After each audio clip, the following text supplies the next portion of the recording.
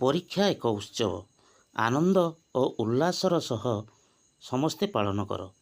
ପ୍ରତିବର୍ଷ ଆମେ ହୋଲି, ଦଶହରା, ଦୀପାବଳି, ଇଦ୍, ବଡ଼ଦିନ ଭଳି ପର୍ବପର୍ବାଣି ବଡ଼ ଧୁମଧାମରେ ପାଳନ କରୁ। ସେଥିପାଇଁ ପୂର୍ବରୁ ପ୍ରସ୍ତୁତ ହେଉ। ମାତ୍ର ପ୍ରତିବର୍ଷ ପରୀକ୍ଷା ଆସୁଥିଲେ ବି ତାକୁ ଆମେ ଏକ ପର୍ବର ମାନ୍ୟତା ଦେଇନାହୁଁ। ପର୍ବପର୍ବାଣିରେ ବ୍ୟକ୍ତି ଅନ୍ତରର ସର୍ବଶ୍ରେଷ୍ଠ ସାମାଜିକ ଓ ମାନବିକ ସତ୍ତା ବାହାରକୁ ବାହାରି ଆସିଥାଏ। ବ୍ୟକ୍ତି ଓ ସମାଜର ଯାହା ସୁନ୍ଦର, ଯାହା ଉତ୍ତମ ତାହା ହିଁ ଦେଖିବାକୁ ମିଳିଥାଏ। ବିଦ୍ୟାର୍ଥୀମାନଙ୍କ ପାଇଁ ପରୀକ୍ଷା ବି ପ୍ରତିବର୍ଷ ଅନୁଷ୍ଠିତ ହୁଏ।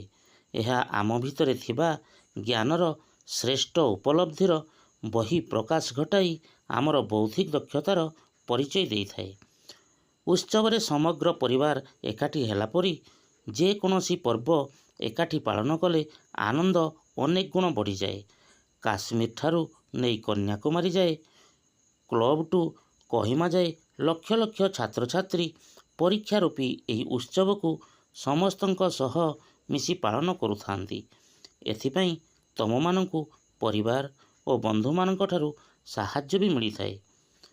ଅନ୍ୟ ଦିନମାନଙ୍କ ଠାରୁ ପର୍ବପର୍ବାଣି ଦିନମାନଙ୍କରେ ଅନୁଷ୍ଠିତ ହେଉଥିବା ପୂଜା, ଧ୍ୟାନ, ଧାରଣା, ପ୍ରାର୍ଥନା, ବ୍ରତମାନ ଅଧିକ ଫଳପ୍ରଦ ହୋଇଥାଏ ବୋଲି ବିଶ୍ୱାସ ରହିଛି।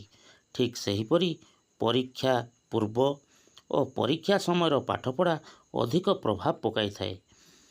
ତେଣୁ ତୁମେମାନେ ସମସ୍ତେ ଏହି ପରୀକ୍ଷା ଉତ୍ସବକୁ ଉତ୍ସାହର ସହ ପାଳନ କରିବା ଲାଗି ସମସ୍ତ ପରୀକ୍ଷାର୍ଥୀ ପ୍ରସ୍ତୁତ ହୁଅ।